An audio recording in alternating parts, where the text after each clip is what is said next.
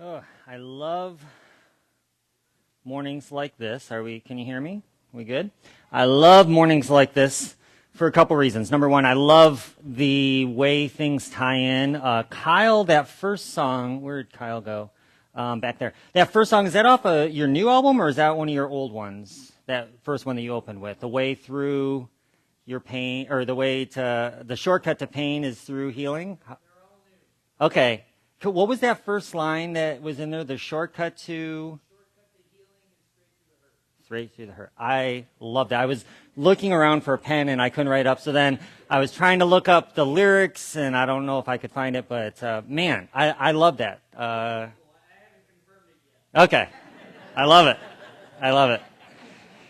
And then Bob, thank you for that amazing meditation.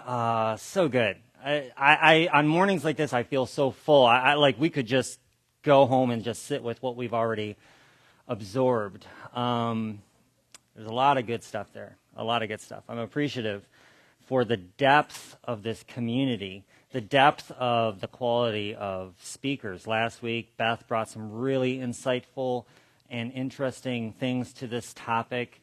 And there's this idea within the, and I'm going to mess up the name, but there's a Jewish name for the 70 facets of the Torah. If anybody knows this, they can shout it out. There's a name for it.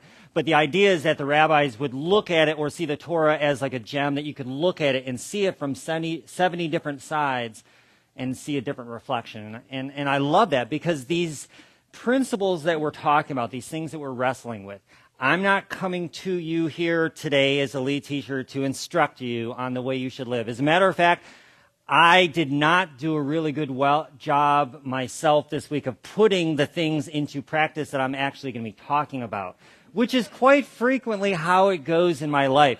It's usually about halfway through the week that I'm like, oh, wait, aren't I supposed to be talking about this? And right now, isn't this exactly the kind of thing that I should be applying this principle to?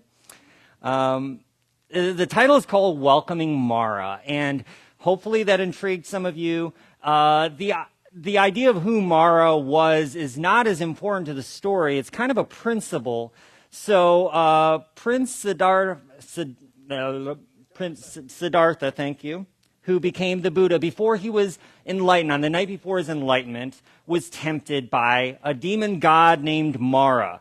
And when we use the word demon here, we conjure up these horrible expressions. And some of the pictures you see of Mara are quite that way. But the idea is Mara was a trickster, a deceiver, a tempter, one who represented almost the shadow side. He tried to tempt the prince with all of these things, and instead the prince received enlightenment and became the Buddha. Now, it wasn't the prince's last encounter with Mara, because throughout the next decades, as the Buddha began to speak and spread the message of compassion and oneness and attract followers, we're told that Mara would sometimes harass the crowds from the outside and would sort of pop in and out. And the Buddha's followers would always be on alert for Mara's arrival. And Ananda, who was the Buddha's cousin, who later on gave us many of the sutras, who recorded much of what the Buddha said. In one particular encounter, he saw Ananda and said, "Oh no," or saw Mara, said, "Oh no, Mara's here." And Buddha said, "Go invite Mara over." And so they brought Mara over, and the Buddha just simply said, "I see you, Mara. Let's have tea. I see you.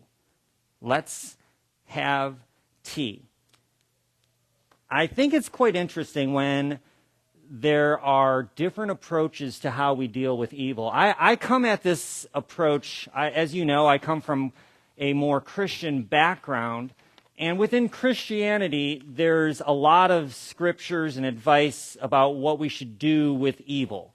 We're told to resist the devil, and he will flee. We're told to fight against the spiritual wickedness in high places and to put on the armor of God and to resist. And yet we have the Buddha recognizing the shadow, the tempter, and saying, "I see you. Let's have tea." Let's get together and talk. I see you, Mara, is this practice of bringing mindful awareness to the seeds of our suffering. Whatever it is that is provoking a response in us, we have the opportunity to blindly proceed and let our base emotions come up and just act without thinking, or we should be able to say, I see you, Mara, and then to sit with and ask, what is it that this suffering, this emotion, this sadness, this anxiety, this fear, this anger, what is it that this emotion has to teach me? Case in point, this morning we showed up and you may notice we're trying out a new room layout here, and we decided to set up a whole bunch of doors right there so you could guess which one to go through. No, we showed up this morning, and the room was supposed to have been set up, and it wasn't. And then the doors, these wall panels here, are kind of like some form of a game. Anybody who likes this game, maybe afterwards you can figure it out, because we got as far as we could. Eli and David and Shannon and others did a great job on getting us to where we are. But I was thinking and chuckling to myself, I'm like, okay, I know it's a little too on the nose when we're talking about, confronting our emotions. And here I walk in, and the very first thing I'm confronted with is the room is not set up, and instantly the old AV director in me, the old creative director in me, fired up. And I'm starting to think about all the things that need to happen. Because before I was in ministry, one of my first jobs in the church was as a creative director. So I've run sound and video and set up rooms and done all those things. And if you're a sound guy or a roadie, you know that kind of like feeling of panic in the pit of your stomach that hopefully drives you to getting it ready in time for the show. I've had events that I was not sure was going to be pulled off, and like sometimes the event is happening and we're still plugging things in and still hoping that it's going to work. And this morning, I had a couple people just say, it's all right, let it go, we got this. Go on in there and let's have a talk. And so we had a great talk this morning, and I had to stop and breathe. And I got the chance to say, okay, I see you, Mara. I see what's going on here. So when we bring this curiosity to our difficulties, it provokes a response that allows us to see what is happening below the surface. Those first emotions that come up, they're helpful. They're valuable. They have something to teach us. They may not always be what we should do. That response to smack the person that just said that to you is probably not the right response. But there's something in you that was provoked. We talked about this in pre-talk, how a lot of times our anger is signs that values that we hold have been violated. If we're at a stoplight and somebody's not moving and we honk the horn and we're upset, we value efficiency and we value following the rules. And if the light is green, you should go, gosh darn it. So there are some things that are these first responses, but then there are deeper things. And I'm not as much talking about what happens to our response to the person at the stoplight. And those are valuable, but I'm thinking bigger things than that. I'm talking those kind of responses that we sit and stew over instead of asking, what does it have to teach us, that we simply wallow in it. And I'm not saying to wallow in your suffering. I'm not saying to wallow and to bask in your anger, your grief, your sadness. But I am saying that there is something that you can learn. All of us have our own visits from Mara. And like the Buddha, we can meet these experiences with openness, with unconditional friendliness, and with curiosity. One of our values at C3 is the value of open inquiry.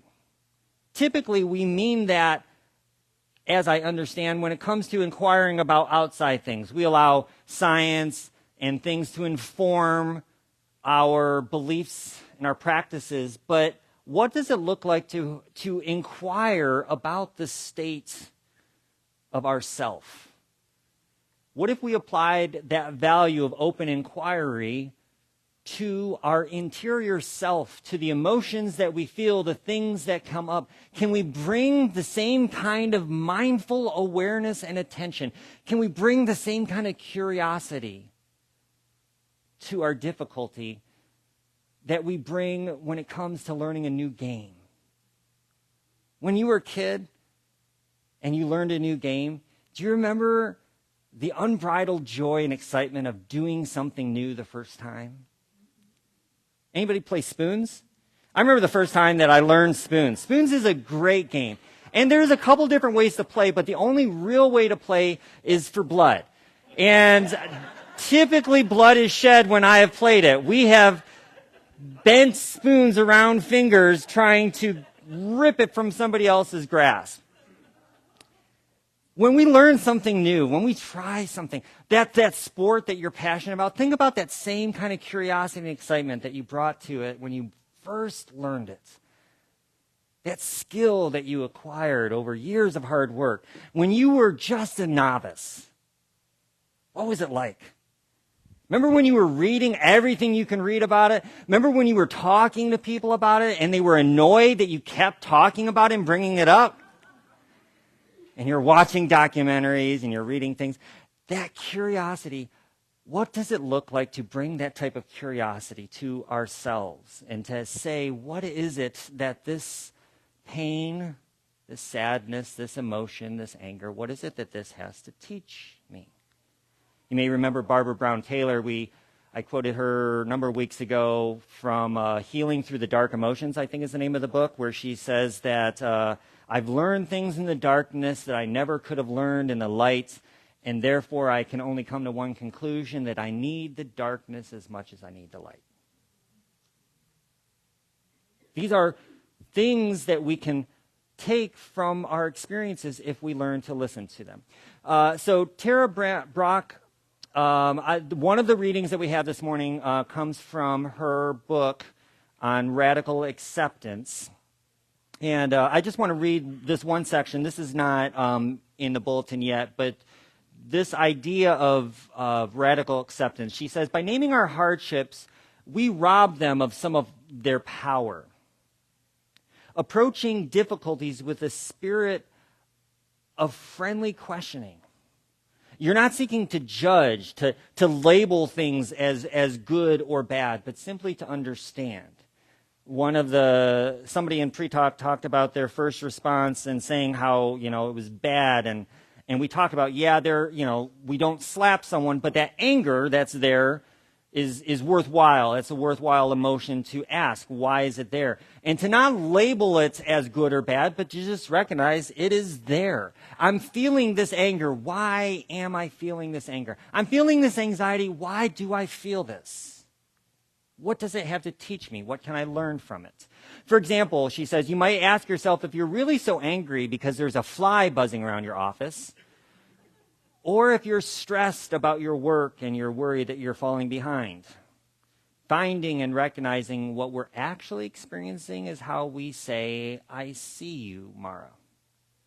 Once we understand what's happening to us, then the next step, and this is tough, is to welcome it. In the spirit of radical acceptance, we can say yes to our experiences, no matter what they may be. We say yes to frustration, to the sadness, to the desire.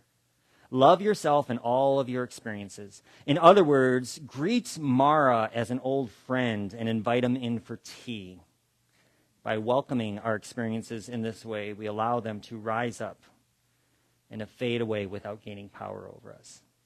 This may sound familiar, and we've talked about this. I feel like this has kind of been an undercurrent to this theme, this topic of unfolding. 13th century poet Rumi, who wrote The Guest House, that is one that I come back to so many times because it is so good. This being human is a guest house. Every day is a new experience. You're running an Airbnb inside of your psyche. Experiences are coming in every day, and you're bombarded by new check-ins and new arrivals, and sometimes they come when you are least ready for it. I can tell you from experience, we own a couple of rental properties and Airbnb properties. I have mixed up dates on arrival before and have been on the top of a ladder, sweating with my shirt off, trying to hang up swag lights when guests are trying to check in and freaking out because I got it wrong. This happens more often than not in our lives when we are assailed by these emotions that just seemingly come out of nowhere. Have you ever had a response to something and you've actually stopped and thought like, that's weird. Why did I respond that way? There's maybe something more going on. Well, what Rumi says, like the Buddha, is we welcome them in. We welcome it. We don't resist. We don't resist. We welcome. This being human is a guest house. Every morning a new arrival, a joy, a depression, a meanness, some momentary sorrow, coming to strip you clear of everything. Welcome and entertain them all. Be grateful for whoever comes, because each has been sent as a guide from beyond. I told you at the beginning, I often don't do as well as I would like putting some of these things into practice. Part of mindfulness is recognizing when we are not mindful, and every time you do that, that's actually a little bit of moment of clarity. And if you have to do that 100 times in an hour, then that's 100 moments that you recognize that you were not mindful and you attempted to bring yourself back. And so this idea of welcoming hardships is not something that comes naturally, because as human beings, especially these base emotions that come from our reptilian parts of our brain, these anger, this fight or flight that comes out, these are hard, difficult emotions. And in the moment, we're immersed in the anger, the sadness, the frustration. So I'll take you to Monday. We had a guest checking out of our Airbnb property, and everything was all ready, and I was just checking one other thing, and I checked the bathroom sink in the main floor and noticed that it wasn't draining, like at all, which is not a good sign, and I tried a little bit of the Drano to see if it would break it up, and not anything was moving through that, which told me that we had only about an hour before the guest checked in, and I didn't have time to call anybody, so roll up my sleeves, get under the counter, and start pulling apart this P-trap underneath the sink. Now, if anybody's ever cleaned those out in your own house there, you know cleaning out your own P-trap is gross. I don't know what was in this. I tried telling Lisa afterwards it looked like black beans, which I don't know why somebody put black beans down there, but, my daughter suggested, not helpfully, well, maybe they threw up in there, and that's what it's from, and so I didn't need to think about that either. All I know is that it was disgusting. I had my little snake, and I'm having to pull it apart, and I got my bucket under there, and, it's coming out, and it splashes, and it smells, and I'm looking at my watch because I both had guests coming to check in, and then I had a meeting that I was going to be running late for. So I did the best I can. I'm just sweating up a storm, and I'm trying to shower myself off in the sink and hope that I don't smell so bad. That would have been a good opportunity to welcome Mara in. And I wish I could say I did. Instead, I felt all of the anxiety, all the stress, all the emotions. And it was only later on in reflection that I had to stop and say, you know what? It's so easy, isn't it, to just feel the feelings. We're feeling creatures. We have deep emotions. And we can let our emotions carry us away sometimes. And the things that they want to teach us are things that require us sitting with openness, with friendliness, with curiosity even. Tara goes on to say, and this was the quote that I used this morning, but radical acceptance also means not overlooking another important truth, the endless creativity and the possibility that exists in living. By accepting the truth of change, accepting that we don't know how our life will unfold, we open ourselves to hope so that we can move forward with vitality, with will. There's a curiosity that we can bring to life. And this change in perspective can shift so much. I know and have experienced times in my life when it feels like everything is falling apart. And not always, but at times when we can pause enough and get enough space to mindfully bring some attention to the moment, to bring curiosity and awareness, you begin to watch your life as a story unfolding the same way that you could watch a really, really good TV drama, really good movie, or a really good book. You know those kind of books that you just can't put down because you're so curious about what's going to happen next? I'm in the middle of a book like that right now, To Sleep in a Sea of Stars. It's a good sci-fi book that I haven't read some science fiction in a little while, and it's a dense book. And this one's an audiobook. I think it's like 27 hours. And man, the reason I do audiobooks is because I can put it on, like, I'm kayaking 5 minutes in the car, and like I'm always putting that on because I'm so engaged in the story. What does it look like to bring that type of curious openness to our life? Like, yeah, life is tough, and we just got hit with a left and a right, and it feels like we're down for the count. I wonder what's going to happen next. To bring that curious openness to life and to see what unfolds. Alan Watts, if you've come to know me in my speaking, you know that it's going to be rare that I don't give you at least a little bit of Watts. So here's one for you. Alan says, the more you relinquish power and trust others, the more powerful you become. And then this is the quote that's in the bulletin. This seems to be a sort of paradox to say this, but the principle of unity, of coming to a sense of oneness with the whole or the rest of the universe, is not to obtain power over the rest of the universe. And this is why I'm telling you that we're not bringing a curiosity that's, how can I fix this? That's different, okay? Fixing problems, yes, we need to do that. There's situations when you're on the side of the road and you have a flat tire, you need to go into problem-solving mode. And maybe right then isn't the moment to sit on the side of the road and to have an existential moment of bliss and connection as you find out what your suffering is trying to teach you. Maybe you change the tire and then you deal with it later on. But when we can shift our perspective to an openness to life, we realize that it's not about controlling the events around us, because that control is an illusion. The way to become one with the universe, he says, is to trust it as you would another, and to say, let's see what you're going to do.